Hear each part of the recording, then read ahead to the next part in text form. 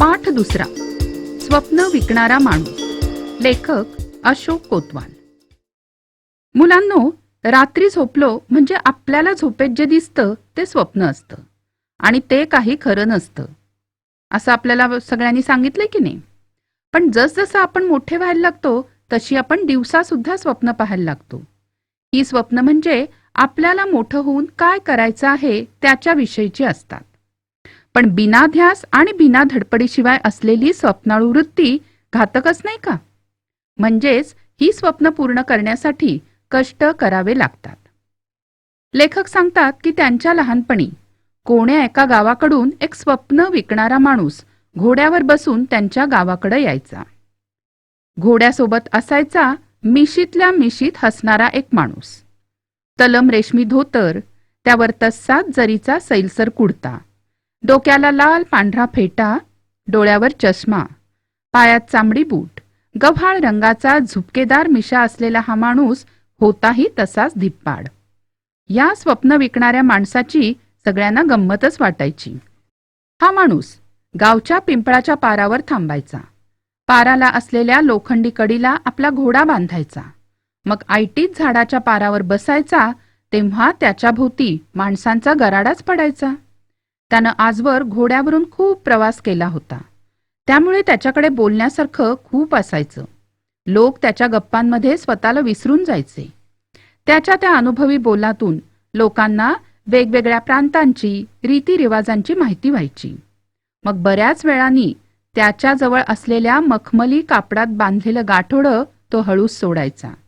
त्यामध्ये काजू, बदाम, किसमिस, वेलदोडे, सुपारी, खारी, खोबरं असं काही काही असायचं. लोक घासाघीस करून थोडं थोडं विकत घ्यायचे.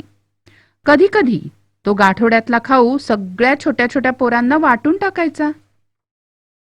तो निघून गेला की लोक म्हणत, हा बडबड्या आला की त्याच्या बोलण्यानी आपलं दुःख काही काळापुरतं का होईना विसरल्यासारखं वाटतं.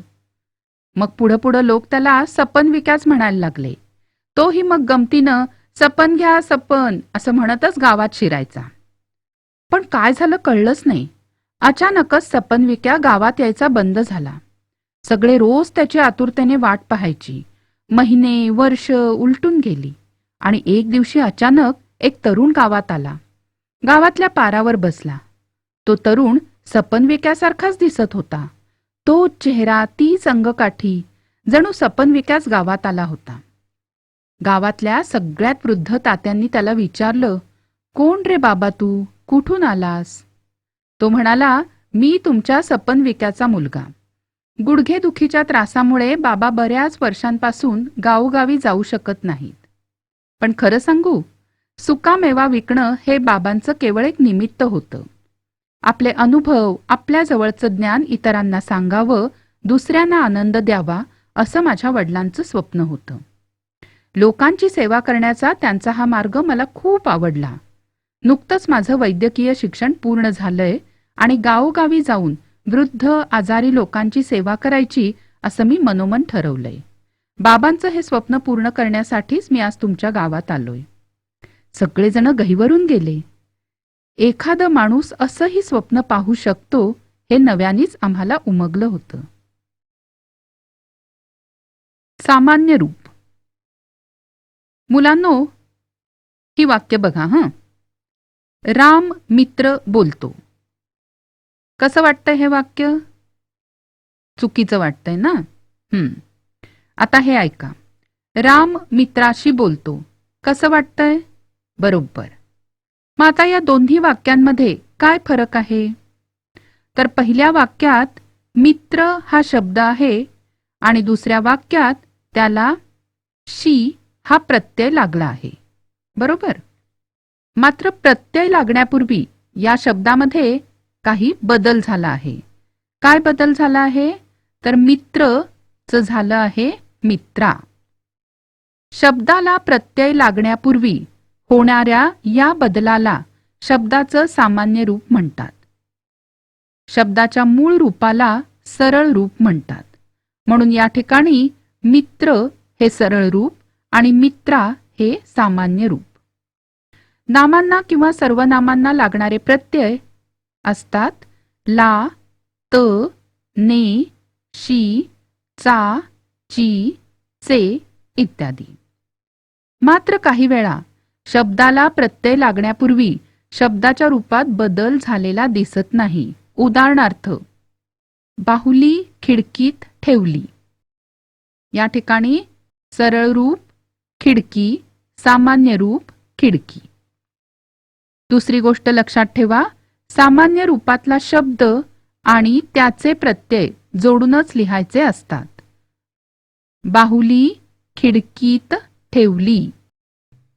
यानंतर विशेष नामांना प्रत्यय लावताना त्यांचे सामान्य रूप होत नाही. उदाहरणार्थ, मी अंजलीला हाक मारली. सरळ रूप अंजली, सामान्य रूप अंजली.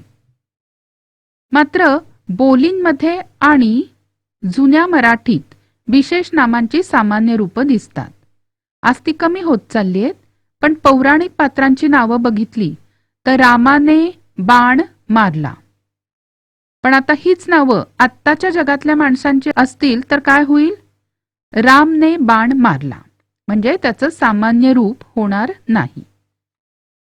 आडनावांचं सामान्य रूप होतं. उदाहरणार्थ, तिने सान्यांना बोलवलं. पण लिहिताना शक्यतो सामान्य रूप न वापरता तिने साने यांना बोलवलं असं लिहितात. गावाच्या आणि राज्यांच्या नावाचंही सामान्य रूप होतं. गीता गोव्याला शिकली. यामध्ये गोवा हे सरळ रूप आणि गोव्या हे सामान्य रूप. त्याचप्रमाणे नामाचं सामान्य रूप होतं तेव्हा विशेषणांचं पण सामान्य रूप होतं, पण त्यांना वेगळा प्रत्यय लागत नाही. मात्र एखादं विशेषण तसंच सुद्धा राहतं. बघा आता कसं.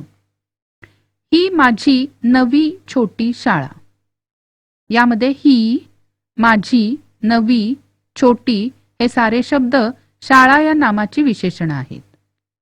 ह्या माझ्या नव्या छोट्या शाळेत म्हणजे विशेषणांचं सामान्य रूप झालंय. आता या उदाहरणाप्रमाणे हा तक्ता पूर्ण करूया. पुस्तक. हे माझे नवे सुंदर पुस्तक. पुस्तकात. ह्या माझ्या नव्या सुंदर पुस्तकात.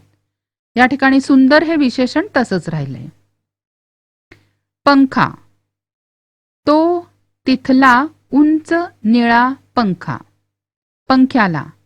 त्या तिथल्या उंच निळ्या पंख्याला. आता हेही लक्षात आलं का तुमच्या की नाम पुल्लिंगी असो, स्त्रीलिंगी असो वा नपुसकलिंगी, एकवचनात असो की अनेक वचनात, त्यांच्या विशेषणांचं सामान्य रूप फक्त या लागून होते. आता अधोरेखित शब्दांविषयी खालील माहिती भरून तक्ता पूर्ण करा. रमेशचा भाऊ शाळेत गेला. सरळ रूप रमेश, सामान्य रूप रमेश, प्रत्यय चा. सरळ रूप शाळा, सामान्य रूप शाळे, प्रत्यय त. बँकेने शेतकऱ्याला कर्ज दिले. सरळ रूप बँक, सामान्य रूप बँके, प्रत्यय ने. शेतकऱ्याला. सरळ रूप शेतकरी, सामान्य रूप शेतकऱ्या, प्रत्यय ला. सुट्टीत तो मित्रांशी खेळतो.